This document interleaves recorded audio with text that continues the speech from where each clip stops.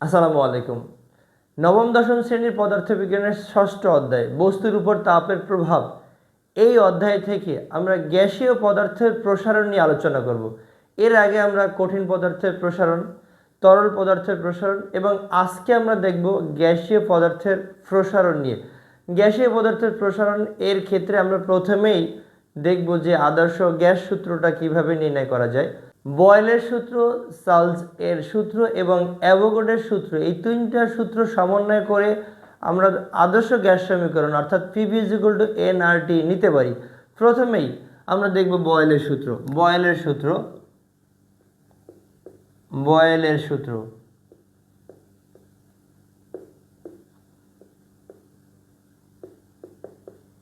স্থির তাপমাত্রায় নির্দিষ্ট ভরের কোনো গ্যাসের আয়তন ওই গ্যাসের চাপের ব্যস্তানুপাতিক। স্থির তাপমাত্রায় আমরা বলবো স্থির তাপমাত্রায় নির্দিষ্ট ভরের কোনো গ্যাসের আয়তন, স্থির তাপমাত্রায় নির্দিষ্ট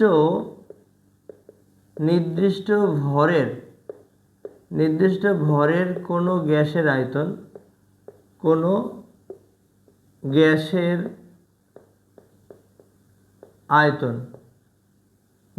আয়তন ওই গ্যাসের চাপের ব্যস্তানুপাতিক,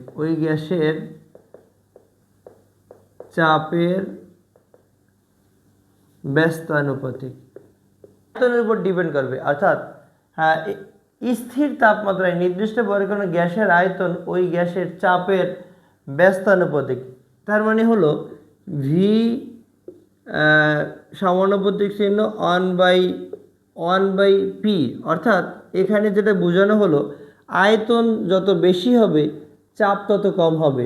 আয়তন যদি ছোট হয়, চাপ নির্দিষ্ট পরিমাণ গ্যাসকে যদি আমরা ভিন্ন ভিন্ন পাত্রে রাখি, তাহলে পাত্র যদি ছোট হয় তাহলে আয়তন মানে চাপ বেশি হবে সমান পরিমাণ গ্যাসের ক্ষেত্রে। আর যদি পাত্র বড় হয় তাহলে চাপ কম হবে যখন টি স্থির থাকবে।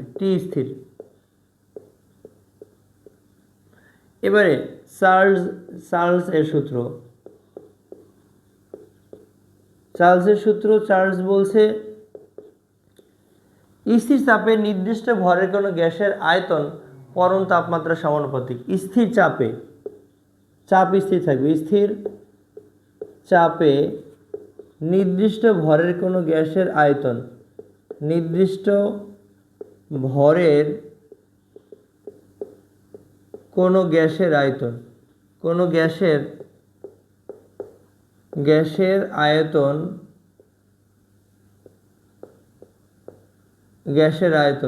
অর্থাৎ স্থির চাপে নির্দিষ্ট ভরের কোনো গ্যাসের আয়তন হবে গ্যাসের আয়তন পরম তাপমাত্রার সমানুপাতিক বা পরম তাপমাত্রার সমানুপাতিক বা শুধু তাপমাত্রার সমানুপাতিক বলতে পারি। গ্যাসের আয়তন পরম তাপমাত্রার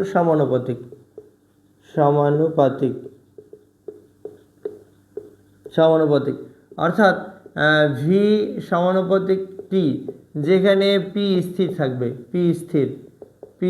এর মানে তাপমাত্রা যদি বাড়াই দেই আয়তনও বাড়বে, গ্যাসের আয়তন বাড়বে, গ্যাস প্রসারিত হবে বা সংকুচিত হবে।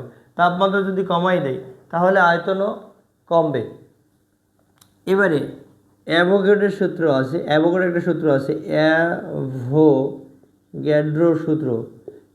সূত্রটা হলো স্থির তাপমাত্রা ও চাপে নির্দিষ্ট পরিমাণ গ্যাসে নির্দিষ্ট সংখ্যক অণু থাকে। অর্থাৎ স্থির তাপমাত্রা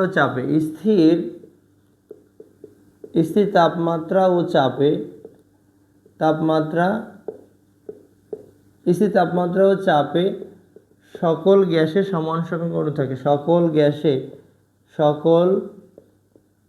গ্যাসে সমান সংখ্যক অণু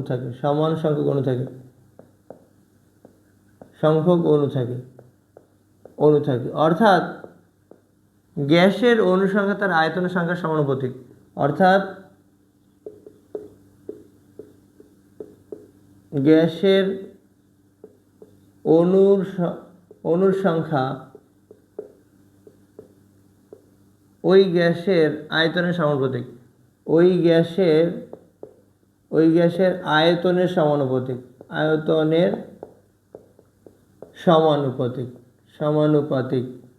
যেটাকে আমরা বলতে পারি এখানে ভি সমানুপাতিক হচ্ছে এন, যেখানে পি ও টি হলো স্থির, পি এবং টি দুইটাই স্থির থাকবে, এখানে চাপ এবং তাপমাত্রা দুইটাই স্থির থাকবে।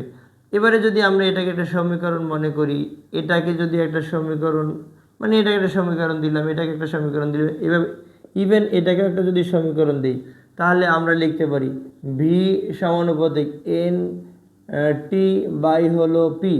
এখন যদি আমরা এই সমানুপাতিক চিহ্নটা উঠাই দিই, তাহলে এখানে একটা আর আসবে। এটাকে আদর্শ গ্যাস ধ্রুবক বলা হয়, বা শুধু গ্যাস ধ্রুবক, যেটাকে এখন আমরা লিখতে পারি এন আর টি বাই হয়েছে পি। পিটাকে আমরা এদিকে নিয়ে আসলে PV is equal to N R T. এখন এখানে পিভি ইজ ইকুয়াল টু হলো এন আর টি, এখানে পরীক্ষিত আদর্শ গ্যাস ধ্রুবক R is equal to 8.314 joule per kelvin per মোল।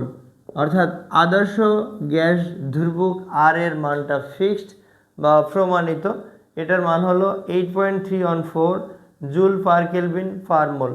এখানে এই সমীকরণে আমরা জানি যে পি হলো চাপ, ভি হলো গ্যাসের চাপ, ভি হলো গ্যাসের আয়তন, এন হলো গ্যাসের জাস্ট অণুর সংখ্যা, টি হলো কেলভিন স্কেলের পার্ট এক্স্যাক্টলি, এবং আর এর মান তো আমরা বুঝতেই পারলাম, আর এর মান হলো 8.314 জুল পার কেলভিন পার মোল।